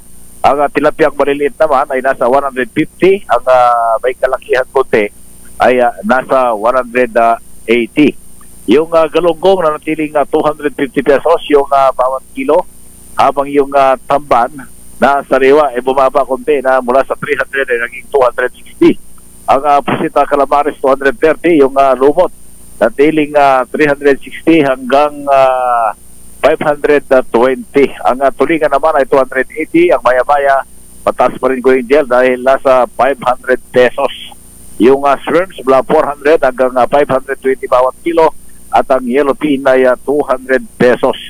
Sa mga gulay naman, ang talong ay bahagyang bumaba ito dahil nasa 120. Kumpara nung medyo nagkahirapan ay umabot ng 200. Yung sitaw, yung maiksi ay 100. 180 naman yung mahaba. Yung kalabasa ko, Angel, ito yung tumaas yung araw dahil nasa 50 pesos na yung kilo. Ang palaya naman ay 120 yung maliliit. Yung magandang klase ay 160. Siling na puyo, ito po ko, Angel, tumaas na rin mula sa 600. Ngayon ay 700 pesos ang bawat kilo ng siling labuyo. Yung panigang ay 100, ang bell pepper 360, ang patatas 120, ang carrots 120, habang sa sayote naman ay 60 pesos. Yung kamatis 160, yung maliliit, yung magandang klase ay 200. Labanos 80 pesos, ang litos tumaas na rin ko, Angel. Natubli yung presyo ng litos ngayon mula sa dating 150, ngayon ay 300 pesos bawat kilo. Ang repolyo, bagya bumaba ng 20 mula sa 100, ngayon ay 80 pesos. Ang bawang 160, sibuyas na pula 100 hanggang 120, habang yung kalamansi naman ay 160 o 60 pesos bawat kilo. Ang presyo naman ng mga prutas ay hindi pa rito gumagalaw, pero ang presyo ng bigas ay pinakababa pa rin yung broken rice ko, Angel, nasa 50 pesos at 70 pesos yung pinakamahal ang Mindoro rice. Yan ating price monitoring report mula pa rin dito sa Monumento sa Caloocan, Aris 23. Edwin Duque nagulat sa DSRH, una sa Pilipinas, una sa Pilipino. Maraming salamat, Edwin. Mga child development workers ng DSWD pinadala na sa Negros Island para po tulungan yung mga batang naapektuhan ng pagsabog ng Mount Canlaon. Detalye na balita mula kay Bal Gonzalez sa Rich My Bal. Angel, bukod sa mga food at non-food items ay nagpadala na rin ng Department of Social Welfare and Development ng mga psychosocial workers para sa mental debriefing ng mga kabataang nasa evacuation centers dahil sa Mount Canlaon eruption.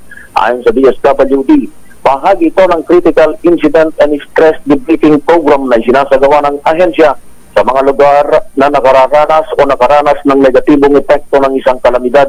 Ito'y ay para matugunan ang trauma na naranasan ng mga kabataan dahil sa pagsabog ng bulkan. Naglagay na rin ng akmang pasilidad para sa mga bata sa mga evacuation centers, kabilang na ang paglalagay ng children's playground. Bukod ka ito sa mga medical at toilet facilities para sa mga senior citizens, PWDs, mga buntis at mga breastfeeding stations. Sa ngayon ay aabot na sa mahigit 11,700 pamilya na mayroong mahigit 40,000 individual kabilang ng mga bata at senior citizen mula sa 25 barangay sa Negros Island ang apektado ng pagputok ng bulkan. Alinsunod sa direktiba ni Pangulong Ferdinand Bongbong Marcos Jr., muling tiniyak ni DSWD Secretary Rex Gatchalian na tuloy-tuloy ang pagsuporta ng gobyerno sa mga pamilyang naapektuhan, lalo na sa mga pansamantalang nawalan ng tirahan at kabuhayan. Ako si Val Gonzalez, DZRH, una sa Pilipinas, una sa Pilipino. Maraming salamat, Val. Alas 5:25 ang oras sa buong Kapuluan. Mukhang ito, kinakailangan yan rata ng tulong ng mga psychiatrist. Yung mga nagiging biktima ho naman ng panloloko ho nitong J&JC Auto Leather Seats Corporation. Gusto mong tumaas ang presyon mo sa maghapon? Gusto mong sumakit ang ulo mo? Ayan, magpaserbisyo ka dito sa J&JC Auto Leather Seats Corporation. Yan po sa Marilao, Bulacan. Mayor Lutaw, magandang umaga po sa inyo, ha? Pakicheck nga ho yung business permit itong lokong ito, at ma-check din ho natin sa BIR kung tama din ho binabayaran itong mga buwis, gusto niyang mamerwisyo ho ng tao sa pamamagitan po ng kanilang dispalinghadong serbisyo. Nangangamba naman si Senator Bongo na maging atrasado ang healthcare system sa bansa dahil sa zero budget ng Philippine Health Insurance Corporation sa susunod na taon. Alinsunod sa Universal Healthcare Law ng bansa, dapat ay maibaba ng husto ang gastusin ng bawat Pilipino sa healthcare sa mga susunod na taon. Ngunit ayon kay Senator Go, ang chair ng Senate Committee on Health, malayong-malayo pa na maisakatuparan ito lalo't hindi pa malakas ang ating healthcare system. Nangangamba din ang senador lalo pang mangulelat ang healthcare system ng bansa matapos na maglaan ng zero budget ang Kongreso para sa para sa state health insurer sa 2025. Kaya ang tanong ng senador, kung kailan abot kaya na ang mas magandang benepisyo na ipinaglalaban ng mga doktor at ng mga senador. At ipinangako rin ng PhilHealth ang mas magandang serbisyo, saka naman sila tinanggalan ng subsidy. Bakit natin pahirapan ang Pilipino? Sa totoo lang po, pera ninyo yan. Dapat po ibalik sa inyo sa mabilis na paraan. Samantala, ito naman ho ang ilan sa paliwanag ho ng mga kongresista. Bakit hindi binigyan ng pondo ang PhilHealth sa 2025? Ang desisyon daw po ng Kongreso ay upang papanagutin ang PhilHealth sa kanilang paulit-ulit na mga problema tulad ng katiwalian at maling paggamit ng pondo. Halimbawa, nasangkot sila sa skandalo kung saan 15 billion pesos ang nawala sa peking transaksyon gaya ng pagbabayad ng ghost patients at peking claims. Dagdag pa rito, noong 2024, halos 90 billion pesos ang hindi nagamit ng pondo ibinalik sa kaban ng bayan imbis na mapakinabangan ng publiko. Paano naman daw po makakaapekto ang desisyong ito ng Kongreso sa mga miyembro ng PhilHealth? Ang PhilHealth ay may sapat na reserba. Tinatayang nasa 600 billion pesos. Kaya kayang-kayang ipagpatuloy ang operasyon nila kahit walang bagong pondo mula sa gobyerno. Ang desisyon ito ay naglalayong siguraduhin na magagamit ang pondo sa maayos na paraan habang iniimbestigahan pa ang mga isyong kanilang kinakaharap. Sa totoo lang ho, sangkaterba ho ang Vice President ho ng PhilHealth. Kung gaano ho karami ang rehiyon sa Pilipinas, ganon din ho karami, mas marami pa nga ang kanilang Vice President, pero palpak pa rin. Siguro yun ang unang lunasan muna. No, ha? Bawasan natin yung sangkaterbang Vice President ho ng PhilHealth. Saan naman daw po ilalaan ng pera hindi binigyan sa PhilHealth? Ang sagot, ang pondo ay inilaan sa mas mahalagang proyekto sa kalusugan at direktang pakikinabangan ng mga Pilipino katulad ng Philippine Cancer Center para po sa paayos na pagpapagamot at pagsasaliksik tungkol sa cancer. Mega Hemodialysis Center na nasa NKTI para tugunan ang pangangailangan ng mga pasyenteng nangangailangan ng dialysis. Women and Children's Medical Center para sa kalusugan ng mga kababaihan at mga bata, pag-upgrade ng Philippine General Hospital at Philippine Heart Center upang magkaroon ito ng mas modernong serbisyo at pasilidad, pagpapalawak ng Regional Specialty Hospitals upang mailapit ang mga serbisyong espesyal na kinakailangan para sa mga probinsya. Ang tanong, tugma ba ang desisyong ito sa Universal Healthcare Act? Ang sinasabi ho ng mga mambabatas, ng mga senador, ng mga kongresista, ang desisyong ito ay sumunod sa layunin ng Universal Healthcare Act na gawing pantay, abot kaya ang serbisyong pangkalusugan para sa lahat ng Pilipino. Kasama dyan ang pagpapalawak nga ng specialized cares, ang mga ospital na katulad po ng Philippine Heart Center. Pagdadala ng serbisyo sa mga probinsya, yung Regional Specialty Hospitals sa magbibigay ng access sa mga serbisyo sa mga lugar na malayo sa Metro Manila. Pagpapabuti din ng pasilidad o pag-modernize ng PGH at ng Philippine Heart Center, pag-aalaga sa mga kababaihan, pababain ang gasto sa mga pasyente para magkaroon sila ng mas maayos na pasilidad at magbawas ng gasto sa mga pasyente sa mga pribadong ospital. Umaga, Pilipinas! Alas 5:30 ang oras sa buong Kapuluan. Umaga, Pilipinas! Magandang umaga sa mga taga General Nakar, dyan po sa Quezon, at magandang umaga din po sa mga taga Malolo City. Sa Malolo City Public Market daw po, 39 pesos lamang ang pinakamurang bigas nila. Sana all! Maganda umaga, Pilipinas! Mayor Lutaw ng Marilao, magandang umaga ho sa inyo, ha? 35 na makalipas ang alas 5 na umaga. Abay, oras na para ho tayo mag-ultabayo. Ano ba yung ultabayo? Ang ultabayo po ay postbiotic with Lactococcus lactostrain plasma. Ito po ay dumaan sa mahabang clinical trial dyan po sa Japan. Hindi po kwentong kutsero, talagang clinical trial ang dinaanan po nito. At ang bawat kapsula po ng ultabayo ay nagtataglay ng 50 billion cells ng Lactococcus lactostrain plasma. Kaya napaka-potent po nito na pagpasok sa ating katawan, na-activate po nito yung tinatawag ho ng mga dalubhasa na PDC, plasmacytoid dendritic cell. Yan po yung commander ng ating immune system. Kaya na itataboy po ang mga toksin sa ating katawan habang tayo po ay nagpapahinga. Kaya habang tayo natutulog, na-achieve natin ang magandang pahinga, na-achieve natin ang magandang tulog, kakaroon tayo ng panibagong sigla, at may pangharap tayo, panglaban tayo sa mga hamon ng stress, pagod at saka ng puyat. Ang Ultrabayo po ay available sa Mercury Drug Stores, sa iba't ibang bahagi po ng Kapuluan, Amesco Drug, Pasmed Pharmacy, John's Pharmacy at Curamed. Halal certified po ito at rehistrado sa Food and Drug Administration. Pero huwag natin kalimutan, ang Ultrabayo po ay hindi gamot at hindi dapat gamitin panggamot sa anumang uri ng sakit. Ang PPA, pinag-iingat po ang publiko laban sa mga scammer ng Balikbayan Box. Detalye na balita mula kay Boy Gonzales sa Reach 29. Boy, good morning. Kuyang Angel, pinag-iingat ng Philippine Ports Authority ang mga nagpapadala ng mga balikbayan boxes na huwag maniwala sa mga text o tawag na nagpapakilalang mula sa kanilang tanggapan. Ito para alukin na mapabilis ang paglabas ng kargamento kapalit ng bayad.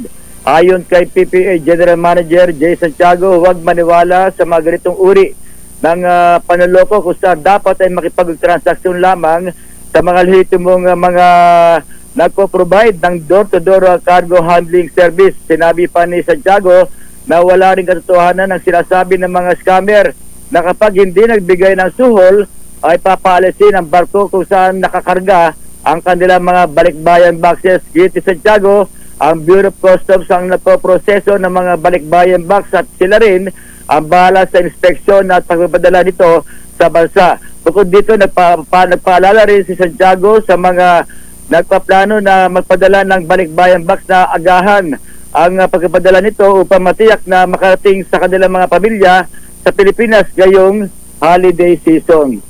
Ito si Boy Gonzales para sa DCRS, una sa Pilipinas, una sa Pilipino. Maraming salamat, Boy Gonzales.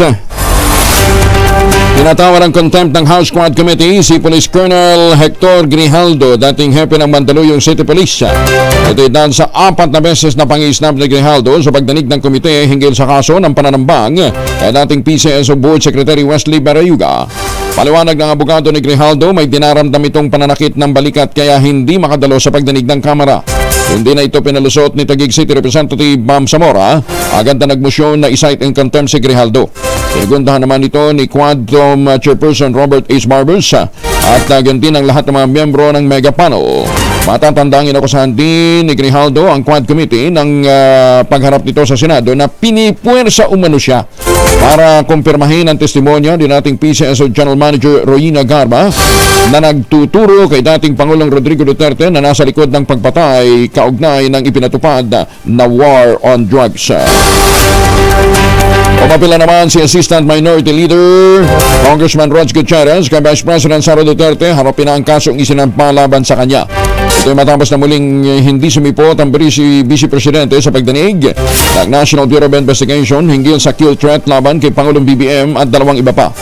Gate ni Gutierrez, sa halip na abogado niya ang humarap sa NBI, dapat na magpakita ang Vice Presidente.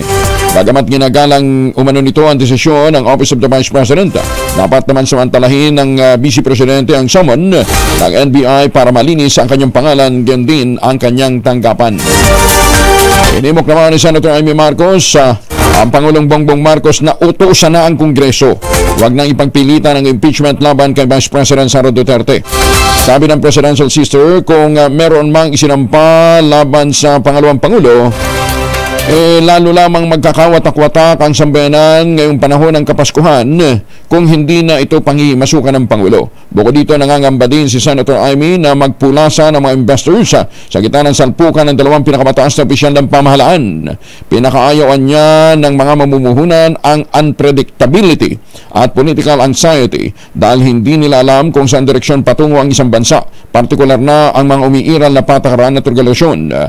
Hindi naman nasagot ni Senator Amy kung may mangyayaring military intervention o wala, pero kahit anya umalingaw-ngaw lamang ito, walang basihan, haka-haka, nakakakaba pa rin sa mga investor. Umaasa naman si Senator Amy na magkakaroon ng katahimikan at matatapos din ang tinatawag niyang napakalupit na politika para bigyan daan ang diwa ng Pasko. Ganda Umaga Pilipinas! Hoy, abangan mamaya sa damdaming bayan ang unang wave ng Desisyon 2025. Resulta po ito ng DCRH Pre-Election Survey Wave 1. Mamaya po yan sa damdaming bayan. Ang DCRH Pre-Election Survey ay sinagawa via face-to-face sa buong bansa. Kaya antabayanan po ninyo mamaya ang resulta. 41 makalipas ang alas 5 ng umaga. Panalo ang Pasko sa DZRH. Dahil sa Pasko Panalo, mas malakas promo.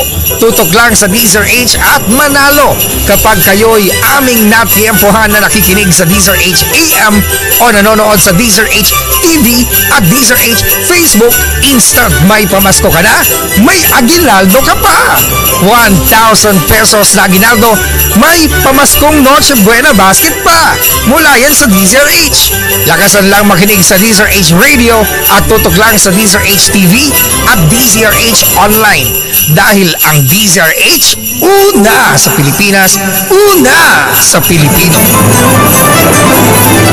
Ang grupo ni Sherwin Alparo ay nanghahunting ng bibigyan ng premyo dyan po sa Barangay Kalumpang, Marikina City. Kaya sa mga taga-Barangay Kalumpang, lakasan nyo na inyong mga TV at radyo at nag-iikot na dyan sina Sherwin Alparo. Maganda umaga, Pilipinas! Happy 54th na birthday daw po kay Ray Mayorga ng Fairview. Kumusta na ho kayo, ha? Samantala, para ho naman sa mga taga-Binangonan, Rizal, pasyalan ho ninyo itong St. Monique Balay, lalong-lalo na ho yung mga kalapit na mga probinsya, mga kalapit na mga lungsod, ha? Yan po sa Binangonan, Rizal. St. Monique Balay, the most prestigious project ngayon, dyan po sa Binangonan. Tingnan ho ninyo yung kanilang townhouse model na Bianca na meron pong balcony, ha? May 2 hanggang 3 bedrooms. Pwede nyo ma-avail through Pag-ibig Financing at less than 20,000 pesos monthly. Payable in 30 years. Tawag na po sa 0917-719-7908. Ulitin natin, ha? 0917-719-7908. Yung bang tipong pagkagising ho ninyo, gusto mo ng malamig na simoy ng hangin at magandang tanawin, punta ka lang ng balkon. Punta ka lang ng inyong balcony. Yan po yung proyekto ng St. Monique Balay. Yan po sa Binangonan, Rizal. Kapaligid po nito, iba't ibang mga amenities din ang available, kaya't hindi po ito magiging problema para sa inyo pong mga pangangailangan. Inaasahan naman na malalagdaanan ng Pangulong Bongbong Marcos ang panukalang 6.352 trillion peso national budget para sa 2025 bago magpasko. Yan ay makaraang maratipikahan nga ng Kongreso ang National Budget Bill at nakadagda ng itransmit sa Office of the President. Una nang sinabi ni Presidential Communications Secretary Cesar Chavez, posibleng malagdan ito sa December 20. Ngunit tentative pa lamang po yung petsa, no? Paliwanag nito, pag-aaralan pang mabuti ng Pangulo ang mga lokasyon bago ito tuluyang lagdaan. Panalo ang Pasko sa DZRH. Dahil sa Pasko Panalo, mas malakas promo. Puntahan na natin ang location ng ating rowing team. Namamasko. May huli na si Sherwin Alparo sa Barangay Kalumpang, Marikina City. Sherwin. Kuya Angel, magandang umaga at huling-huli. Ito, naka-cellphone na galing pa ito doon sa kanyang sasakyan. Nandun yung kanyang sasakyan, Grab. Nag-grab? Dahil uuwi na to sa bahay. Sakto. Nung mahuli natin, pangalan niyo po? Si Tatay Wilfredo, palagi ka naka-tune in sa DZRH? Oo, 10 years na. 10 taon na. Nakikinig sa Jerry Baha, Sir Angelo Palmones, sa kasi Lagay Deo Malakmakalmasa. Talagang kumpleto. Mula sa iyo, Kuya Angel, hanggang sa 2x2, hanggang kay Deo Makalma, nakatutok tong si Tatay Wilfredo. Dahil, anong nagbabiyahe kayo? Sa sasakyan kayo nakikinig o sa bahay? Pag sasakyan po ako, nakikinig. Habang nasa sasakyan, habang nagbabiyahe ng Grab? Hanggang sa alas 10. Hanggang alas 10 umaga, operation tulong? Opo. Talaga nakatutok ko, Kuya Angel. Oo, dahil sino paborito mo announcer pag umaga? Si Angelo Palmones, si Katunying, saka si Jerry Baha. Paborito mo si Kuya Angel Palmones, meron kang 1,000 pesos! Salamat po, Sir Angelo Palmones sa DZRH.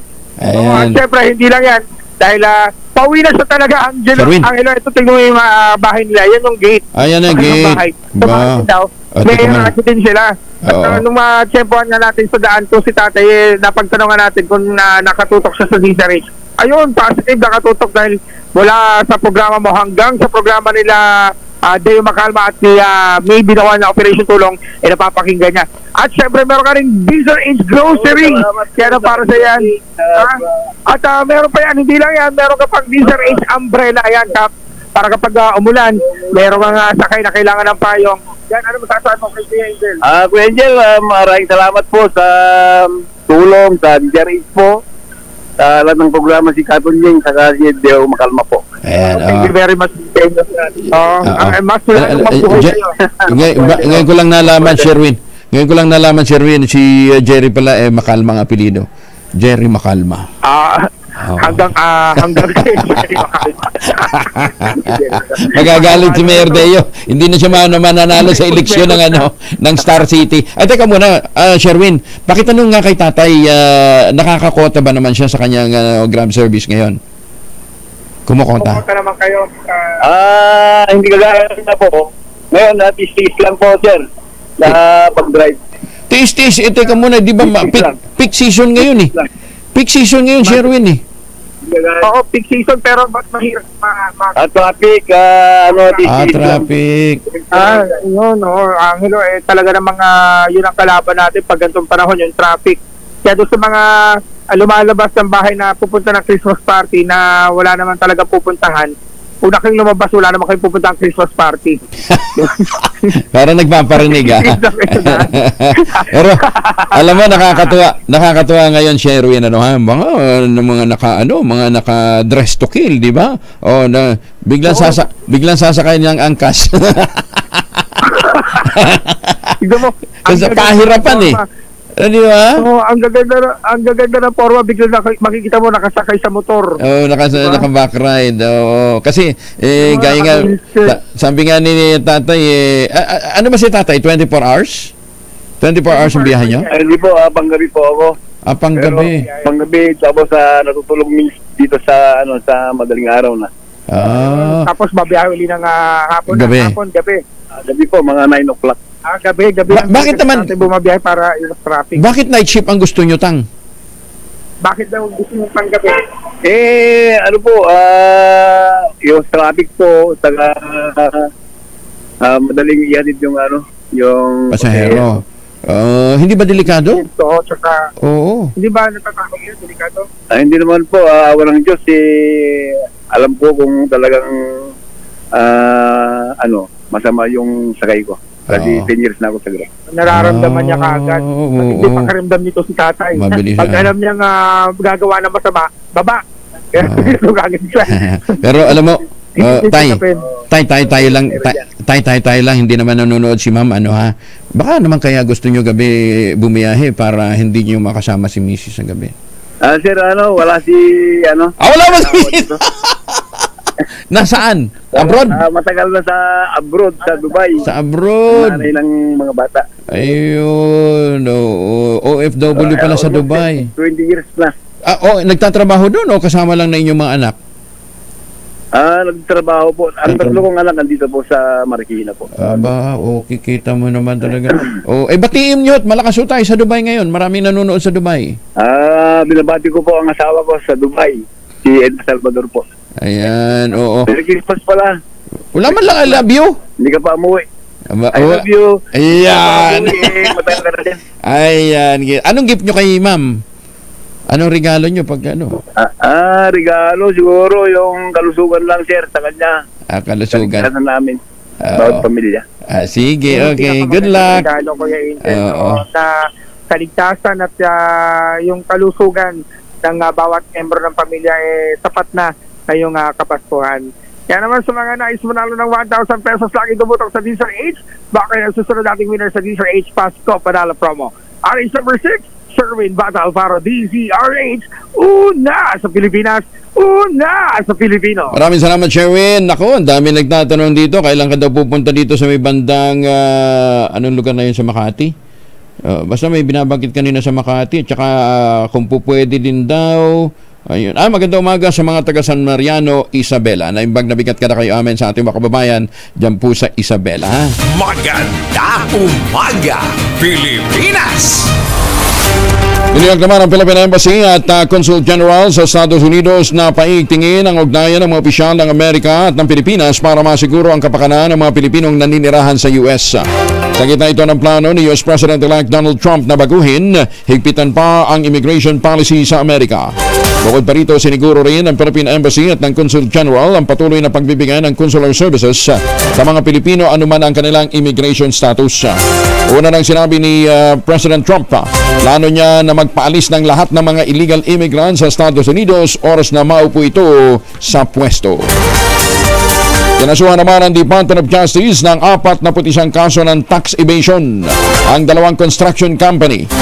Ito'y dahil sa manoy paggamit ng ghost tax receipts o pandaraya ng nakasaad sa resibo para mapababa ang buwis ng kanilang babayaran. 30 rito ang may kasong inihain sa Pasig City Regional Trial Court at Metropolitan Trial Court laban kay dito po sa may-ari ng Ed Buenviaje Builders Incorporated.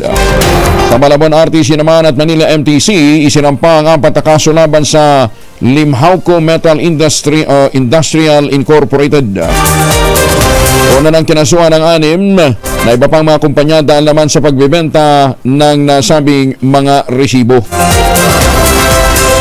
Magsasagawa ng malawakang crackdown ang Bureau of Internal Revenue laban sa mga peking PWD Identification Cards o PWD ID. Ayon kay Immigration BIR Commissioner Romeo Lumagi Jr., inatasan niya ang opisyal ng ahensya na makapag-ugnayan sa iba pang mga ahensya ng gobyerno upang matulungan ang kanilang operasyon laban sa malawakang pandaraya sa buwis. Ginit Lumagi malinaw na kaso ng tax evasion ang pagbebenta at paggamit ng mga peking PWD ID.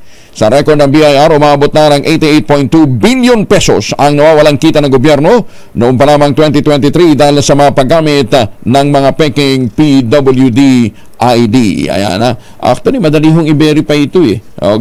Gayaan ho nyo yung app na ginagamit ngayon dyan sa Bacolod, ni Mayor Albi Benitez para mabilis na matuntun kung sino yung gumagamit ng totoo o lehitimong PWD ID. Maganda umaga, Pilipinas! 4 na minuto bago mag-ACS ng umaga, isinailalim naman sa state of calamity ang Siargao at Bukas Grande Island sa probinsya ng Surigao del Norte. Ito'y bilang tugon sa mahigit 1 linggo ng kawalan ng supply ng kuryente sa nasabing lugar matapos na makumpirma na pumulupot nga ang 1.9 km na parte ng submarine cable na nagkokonekta sa Siargao Island at sa Mindanao Power Grid. Una nang ipinahayag ni Surigao del Norte Governor Robert Lyndon Barbers, posibleng abutin pa ng 10 araw ang inspeksyon sa karagatan sa natitirang 20 km submarine cable ng Siargao Electric Cooperative o Siarelco bago maibalik sa normal ang linya ng kuryente.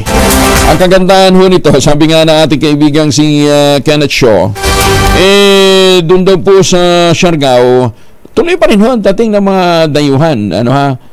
Kasi mga malalaking hotel naman, may kakayahang malalaking establishment, may kakayahang gumamit ng generator sets. Pero yung mga maliliit na negosyante, yun daw po ang talagang apektado. Pangalawa, yun daw pong mga backpackers, tuwan-tuwa naman. Hindi naman nila iniinda ang kawalan ng kuryente sa gabi. Yun nga lang, medyo madilim ho talaga dahil nga sa kawalan ng sapat na kuryente. Kaya bagamat business as usual para sa mga malalaki pong mga commercial establishments dyan po sa Siargao, nakaka-apekto na rin po itong matagal ng brownout sa marami sa mga maliliit na mga negosyante. Maganda umaga sa mga suki natin dyan sa Siargao Island. Sabi nila, tuloy pa rin ang surfing day and night. Pinili kasama ng Bureau of Fire Protection ng mga residente ng 40 palapag na condominium at Eurotel sa kanto ng Aurora Boulevard at EDSA sa Barangay Socorro, Cubao, Quezon City. Yan ay makaraang sumiklab ang sunog sa katabi nitong may ukayan at mga tindahan. Ang gusaling na sunog ay yung dating act theater sa Cubao. Hoy, nag-ooperate pa ba yan? Hindi na, wala naman masyado na nanonood ng sine ngayon. Ayon sa Bureau of Fire Protection, nagsimulang sumiklab ang apoy alas 6:37 ng umaga. Itinas agad sa unang alarma habang idiniklara itong under control alas 8:09 na ng umaga. Walang naitalang nasawi habang 2 individual ang nagtamo naman ng minor injuries. Ayan Nako, daming makakarelate dito pag sinabi mong act-theater. Maraming may mga naging karanasan dyan, Umaga, Pilipinas! O paano po, happy weekend sa lahat ng ating mga suking taga-subaybay. Magtanim ng kawayan para sa kalikasan at kabuhayan. Ang ating quote of the day ngayong araw nito ay mula po kay Andrew Carnegie. Si Andrew Carnegie po ay isang Scottish American industrialist, at isa rin pong philanthropist. Ang sabi niya, he that cannot reason is a fool. He that will not is a bigot. He that dare not is a slave. Ano po, 2x2 sa Taysias Balita. Susunod na sa linggo magkarinigan tayo. Radyo Henyo alas 4. Pag hindi pa rin ho na panalunan ng ating mahiwagang tunog ngayong araw na ito, magbibigay ho tayo ng mabigat na giveaway clue sa linggo alas 4 sa Radyo Henyo. Isang minuto na lamang, ACS na ng umaga. Magandang umaga, Pilipinas!